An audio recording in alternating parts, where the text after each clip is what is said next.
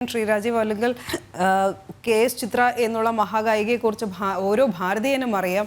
അവർ പറഞ്ഞതിൽ അസഹിഷ്ണുത ഒരു സമൂഹം പ്രകടമാക്കുന്നു. വലിയ സൈബർ ആക്രമണങ്ങൾ നേരിടേണ്ടി വരുന്നു. ഒരു വശത്ത് ഈ സൈബർ ആക്രമണങ്ങൾക്കെതിരായി ഗായികയ്ക്കുള്ള പിന്തുണയും ഏറുകയാണ്. ആ ഒരു വിഭാഗത്തില് ഈ വിവരമില്ലാത്ത ഒരു ന്യൂനപക്ഷമാണത്. അതിൽ രാഷ്ട്രീയമൊന്നുമില്ല കേട്ടോ. വിവരദോഷികൾ എന്ന് പറയും. മലയാളികൾ 5 തലമുറ ആരാധിച്ച ഒരു ഗായകൻ ഒരു ചെറിയ അഭിപ്രായം പറഞ്ഞപ്പോ ആ മനുഷ്യനെ ഇട്ട് പൊരിച്ച നാടാണ് യേശുദാസിനെ. എന്തുകൊണ്ടാണ്?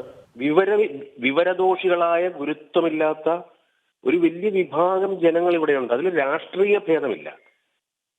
ഇത്ര അങ്ങനെ ഒരു അഭിപ്രായം പറയുമ്പോഴത്തേക്ക് എന്റെ അമ്മയെക്കുറിച്ചും എന്റെ അച്ഛനെ കുറിച്ചും ഞാൻ പറയുമ്പോ എന്തുകൊണ്ടാണ് മറ്റുള്ളവർക്ക് അസഹിഷ്ണുത ഉണ്ടാകുന്നത്? എന്റെ വിശ്വാസം എന്റേത് മാത്രമായ വിശ്വാസ പരിസരമാണ്. അതിനെ മാനിക്കുക എന്നുള്ളതൊരു അപരോന്മുഖ ദർശനമാണ്. ഭാരതത്തിന്റെ ഏറ്റവും വലിയ ദർശനമാണത്, അപരോന്മുഖ ദർശനം. അതിന്റെ പേര് ആർദ്രത എന്നാണ്. എനിക്കൊരിടമുള്ളതുപോലെ മറ്റൊരാൾക്കും ഒരിടമുണ്ടെന്ന് ഞാൻ സമ്മതിച്ചു തരുന്നതിന്റെ പേരാണ് ആർദ്രത. ആ ആർദ്രതയില്ലാത്ത വിവരദോഷികളോട് നമ്മൾ പൊറുക്കുക, അത്രയേ ഉള്ളൂ. അല്പബുദ്ധികളാണ് അവർ. ശ്രീ രാജീവ് അല്ലെങ്കിൽ ഏറെ വിഷമത്തോടെ ഒരു കാര്യം എടുത്തു കാണിക്കട്ടെ. ഈ കലാരംഗത്ത് നിന്നുള്ളവർ പോലും ഇതിനെതിരെ രൂക്ഷമായ ഭാഷയിൽ പ്രതികരിച്ചു എന്നത് ഓർക്കുമ്പോഴാണ്. കാരണം 4 പതിറ്റാണ്ടിലേറെയായി മലയാളികളെ ചിന്തിപ്പിക്കുകയും ചിരിപ്പിക്കുകയും സന്തോഷിപ്പിക്കുകയും ഒക്കെ ചെയ്യുന്ന ഒരു ദിവസം ചിത്രയുടെ ശബ്ദമില്ലാതെ നമ്മൾ ആരും കടന്നു പോകുന്നില്ല എന്നുള്ളതും വാസ്തവമാണ്. ബാക്കി എല്ലാ സമയത്തും അവരെ വാനോളം പ്രകീർത്തിച്ചിട്ട് രാഷ്ട്രീയം പോലും പറഞ്ഞിട്ടില്ല. ഈ ഒരു കാര്യം വന്നപ്പോൾ മാത്രം ഇപ്രകാരം അസഹിഷ്ണുത വെളിവാകാൻ നമ്മുടെ കലാരംഗത്തുള്ളവർക്കും എന്ത് പറ്റി എന്നുള്ളതാണ്.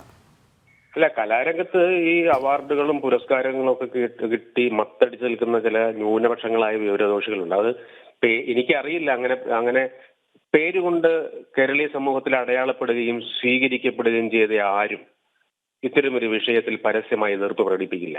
കാര്യം എന്താ? അതൊരു വിവരദോഷിയുടെ അഭിപ്രായം മാത്രമായിട്ട് തള്ളിക്കളയുക. തീർച്ചയായിട്ടും ഭാരതം കണ്ട ഏറ്റവും വലിയ ഗായിക അങ്ങനെ ഒരു അഭിപ്രായം പറയുമ്പോൾ അതിനെ അംഗീകരിക്കേണ്ടതുണ്ട്. ഏതൊരു ചെറിയ മനുഷ്യനും ആ അഭിപ്രായം പറയുമ്പോൾ അംഗീകരിക്കേണ്ടതുണ്ട്.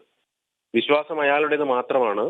അയാൾക്ക് അതിൽ വലിയ ദൈവമില്ലെന്ന് പറഞ്ഞപ്പോ ആ ദൈവമില്ലാത്ത മുനിവൃന്ദത്തെ ചാർവാക മഹാമനീഷികൾ എന്ന് വിളിച്ച മറ്റൊരു വൃന്ദമുണ്ട്. അപ്പോ നമ്മുടെ വിശ്വാസം എന്തുമാവട്ടെ, ദൈവമില്ലെന്ന് പറഞ്ഞവരെ ബഹുമാനിച്ചൊരു നാടാണിത് ഭാരതം. അതും മുനിമാരായിരുന്നു. ആ നാട്ടിലാണ് ജീവിക്കുന്നത് നമ്മൾ. ആ നാട്ടിലെ ഏറ്റവും വലിയ ഇതിഹാസ പുരുഷന്റെ പേരാണ് രാമൻ.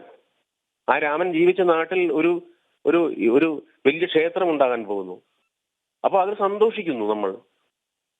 ഇതൊക്കെ എന്തുകൊണ്ടാണ് ഇങ്ങനെയൊക്കെ സംഭവിക്കുന്നത് ചോദിച്ചാൽ അതൊരു വിവരദോഷം തന്നെയാണ്. ഇപ്പൊ നമ്മൾ നമ്മുടെ അച്ഛനെ അപ്പൂപ്പനെയൊക്കെ ചില കാര്യങ്ങൾ പറയുമ്പോൾ അഭിപ്രായ വ്യത്യാസം ഉണ്ടെങ്കിലും നമ്മൾ മിണ്ടാതിരിക്കുന്നത് എന്തുകൊണ്ടാണെന്ന് അറിയാമോ? കടപ്പെട്ടത് കൊണ്ടാണ്. കടപ്പെട്ടു എന്ന് പറയും. മാനസികമായി വൈകാരികമായി ഒക്കെ കടപ്പെട്ടു.